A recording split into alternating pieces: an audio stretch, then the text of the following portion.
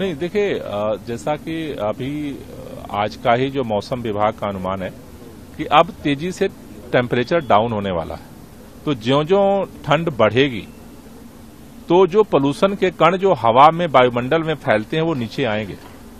और इसीलिए उस समय जब मौसम प्रतिकूल होता है तो हमारे पास एक ही हथियार है कि जो जो सोर्स हैं, चाहे डस्ट पोल्यूशन के लिए हो, चाहे व्हीकल पोल्यूशन हो, चाहे बायोमास बर्निंग हो, इसको कैसे कम किया जाए। उसी अभियान को सरकार लेकर के आगे बढ़ रही है कि जैसे अभी तक जो सख्ती थी कंस्ट्रक्शन पे इतनी ज्यादा नहीं थी, लेकिन अब हमें जरूरत है सख्ती करने की। जो गाड़ियां पोल्यूशन फैलाने वाली घूम रही हैं उन पे अब सख्ती की जरूरत है, सरकार अब उन पे सख्ती करेगी।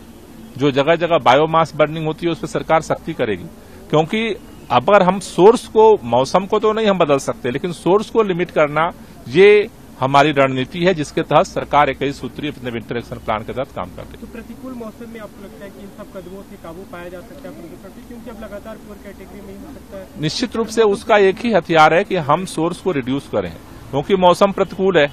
और अगर सब कुछ जैसे पहले हो रहा था वैसे होगा तो फिर पोल्यूशन का स्तर बहुत ज्यादा बढ़ जाएगा। तो इसलिए जो इंसान के हाथ में है वो है कि जो हम पोल्यूशन पैदा कर रहे हैं उसको नियंत्रित करें।